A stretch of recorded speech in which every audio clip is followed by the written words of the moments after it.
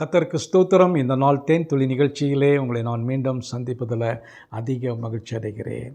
இந்த நாளில் கூட நாம் தேவனுடைய பிள்ளைகளாக இருக்கிறோம். தேவன் விரும்புகிறவர்களாய் காணப்படுவோம். தேவன் நம்முடைய வாழ்க்கையில் இந்த நாட்களிலே எதை விரும்புகிறார் என்று சொன்னால், தாழ்மையான ஒரு காரியத்தை. இந்த நேரத்தில் ஏசாயா தீர்க்கதரிசியின் புத்தகம் 14ஆம் அதிகாரத்தில் ஒரு நபரை குறித்து சொல்லப்படுகிறது. அவர் ஒரு ஆள் அல்ல, அவர் ஆள் தத்துவம் நிறைந்த ஒரு மனுஷனாய் காணப்படுகிறார்.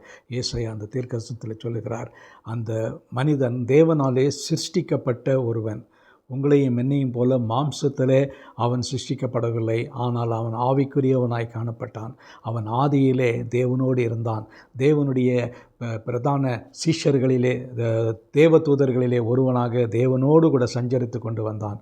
தேவனோடு இருப்பது எவ்வளோ ஒரு பேரின்பமான ஒரு காரியம், மகிழ்ச்சியான காரியம். ஆனால் அந்த ஆளுக்குள்ளாக ஒரு காரியம் உள்ளே பிரவேசித்தது. அதுதான் உங்களுக்கும் எனக்கும் இருக்கக்கூடாத ஒரு காரியம். அது என்னவென்று சொன்னால், பெருமையான ஒரு காரியம்.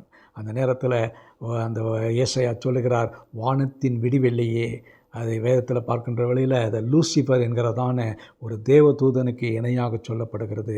அவன் தேவனுக்கோடு கூட இருந்தான். தேவதூதர்களைப் போல தேவனோடு கூட ஆடல், பாடல், சந்தோஷம், ஆராதனை எல்லாவற்றிலும் அவன் வாழ்ந்தவனாய் காணப்படுகிறான். ஆனாலும் கூட அவனுக்குள்ளாக, அவனுடைய மனதில், இருதயத்தில் ஒரு பெருமை ஏற்பட்டது. அவனுக்குள்ளாக ஒரு 5 காரியங்கள் நிகழ்ந்தது. அதை தான் உங்களுக்கு சொல்ல விரும்புகிறேன். அவன் என்ன சொன்னான்? வானத்தின் விடிவெள்ளியாகிய அந்த தேவதூதன் லூசிபர், நான் வானத்துக்கு ஏறுவேன் முதலாவதாக. 2வதாக, நட்சத்திரங்களுக்கு மேலாக சிங்காசனத்தை உயர்த்துவேன். வடபுறமுள்ள ஆராதனை கூட்டத்திலே நான் பர்வதத்திலே வீற்றிருப்பேன். தேவன்தான் அவர் வீற்றிருக்க வேண்டும். ஆனால் இவர் தன்னுடைய இருதயத்திலே நான் வீற்றிருப்பேன், நான் என்று வருகிறது. அதோடு கூட நான் மேகங்களுக்கு மேலாக உன்னதங்களிலே ஏறுவேன். உன்னதமானவருக்கு நான் ஒப்பாகுவேன். இந்த 5 காரியங்கள் எப்பொழுது அவனுடைய மனதில் ஏற்பட்டதோ, சிந்தையில் ஏற்பட்டதோ, நான் தேவனுக்கு சமமாவேன், நான் ஏறுவேன், நான் உன்னதத்திலே அவருக்கு நான் ஒப்பாக இருப்பேன் என்று இந்த காரியங்களை எல்லாம் வந்தவுடனே அவனுக்கு ஏற்பட்டது ஒரு வீழ்ச்சி. அவன் அங்கு வானத்திலிருந்து கீழே தள்ளப்பட்டான். அவன் கீழே வந்து பூமியை பாழ்படுத்தினான் என்று பார்க்கிறோம். தேவன் படைத்த நல்ல அந்த புதிய வானம், புதிய பூமி தொடக்கத்தில் பார்க்கின்ற வேளையில் நன்றாக இருந்தது. அதை பாழ்படுத்தினவன், அதை கெடுத்து போட்டவன் இந்த பெருமைக்குரியதான இந்த தேவதூதன். நாமும் கூட இந்த நாளிலே நமக்குள்ளாக இருக்கிற பெருமைகள் எல்லாம், மேன்மைகளையெல்லாம் நாம் எடுத்து போடுவோம். நம்முடைய இருதயத்தில் கூட, இவன் இருதயத்தில் தான் சிந்தித்தான், செயல்படவில்லை. நான் இப்படி மாறுவேன் செய்வேன் என்றெல்லாம் சொல்லி முடிக்கிறதுக்குள்ளே அவன் கீழே வந்துட்டான்.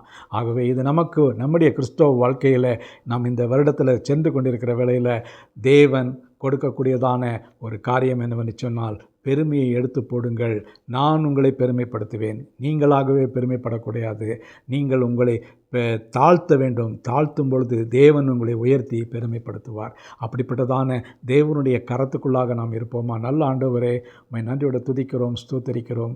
ஆண்டவரே, இந்த சம்பவத்தின் மூலமாக நாங்கள் கற்றுக்கொள்ள காரியம், எங்களுடைய இருதயத்தில் பெருமை, இருமாப்பு இருக்கக்கூடாது, நான் என்கிறதான அகந்தை இருக்கக்கூடாது என்று பார்க்கிறோம். அது எங்களுடைய இருதயத்தில் இல்லாதபடிக்கு நாங்கள் எங்களை தாழ்த்தவும், உம்மை மட்டுமே நாங்கள் உயர்த்தவும் எங்களுக்கு உதவி செய்ய வேண்டுமா ஜெபிக்கிறோம்.